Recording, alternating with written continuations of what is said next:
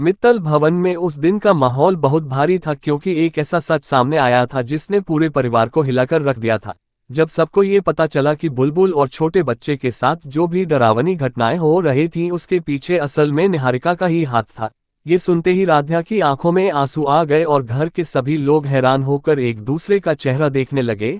अगर आप लोग भी राध्या से प्यार करते हैं तो इस वीडियो को लाइक करके चैनल को सब्सक्राइब करके बेल आइकन को ऑल पर सेलेक्ट कर दे। तभी दादी गुस्से में अपनी कुर्सी से उठती हैं और तेज आवाज में कहती हैं कि बस अब बहुत हो गया। इस घर में धोखा और साजिश करने वालों के लिए कोई जगह नहीं है। निहारिका अब इस घर में नहीं रहेगी। दादी की यह बात सुनकर पूरे हॉल में सन्नाटा छा जाता है और निहारिका भी एक पल के लिए घबरा जाती है। तभी दरवाजा खुलता है और ऑफिस से लौटकर प्रथम घर में आता है और जैसे ही वह घर का तनाव भरा माहौल देखता है तो पूछता है कि आखिर यहाँ क्या हो रहा है। तभी रजनी उसे सारी सच्चाई बता देती है कि निहारिका ने ही राध्या और बुलबुल को फंसाने के लिए इतनी बड़ी चाल चली थी। ये सुनते ही प्रथम का चेहरा गुस्से से लाल हो जाता है और वह निहारिका की तरफ गुस्से से देखता है। निहारिका कुछ बोलने की कोशिश करती है लेकिन उससे पहले ही प्रथम राध्या की तरफ बढ़ता है और उसे अपने पास बुलाता है। राध्या डरते हुए धीरे धीरे उसके पास आती है और तभी प्रथम उसे प्यार से गले लगा लेता है और कहता है कि मुझे माफ कर दो राध्या, मैं तुम्हें समझ नहीं पाया और हमेशा तुम्हें ही गलत समझता रहा। ये देखकर राध्या की आंखों से आंसू बहने लगते हैं लेकिन इस बार उन आंसुओं में दर्द के साथ सुकून भी होता है। ये सब देखकर रजनी के चेहरे पर खुशी आ जाती है और वो मन ही मन सोचती है कि आखिरकार आज प्रथम ने राध्या को समझ ही लिया।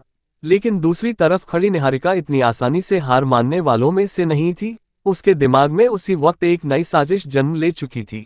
वह अचानक रोने का नाटक करने लगती है और दादी के पैरों में गिरकर कहती है कि दादी आप लोग मुझे गलत समझ रहे हैं, मैं ऐसा कभी नहीं कर सकती। असल में राध्या ही मुझे इस घर से निकालना चाहती है क्योंकि वह चाहती है कि इस घर के सारे बेटे अपनी माँ से दूर हो जाएं। ये बात सुनते ही दादी के चेहरे का भाव बदलने लगता है और उनके मन में शक की एक नई चिंगारी जल उठती है। निहारिका आगे कहती है कि राध्या बहुत चालाक है दादी, वह धीरे धीरे इस घर के हर बेटे को उनकी मां से दूर कर देगी और फिर पूरे घर पर राज करेगी। निहारिका की यह बातें दादी के दिल में जहर की तरह उतरने लगती हैं और वह सोचने लगती है कि कहीं सच में ऐसा तो नहीं हो रहा। दादी की आंखों में फिर से वही पुरानी सख्ती लौट आती है और वह चुपचाप राध्या की तरफ देखने लगती है। राध्या को समझ नहीं आता कि अचानक दादी उसे इस तरह क्यों देख रही हैं। तभी दादी मन ही मन एक नई साजिश रचने लगती है और सोचती है कि अगर राध्या सच में इस घर को तोड़ना चाहती है तो उसे किसी भी कीमत पर इस घर से दूर करना ही होगा। उधर राध्या को अभी भी लगता है कि आज सब ठीक हो गया है क्योंकि प्रथम ने उसे समझ लिया है, लेकिन उसे नहीं पता कि मित्तल भवन की दीवारों के अंदर एक और तूफान जन्म ले चुका है। निहारिका के चेहरे पर हल्की सी मुस्कान आ जाती है क्योंकि वह जानती है कि उसने फिर से दादी के मन में शक का बीज बो दिया है और अब बहुत जल्द राध्या के खिलाफ एक और बड़ी साजिश होने वाली है।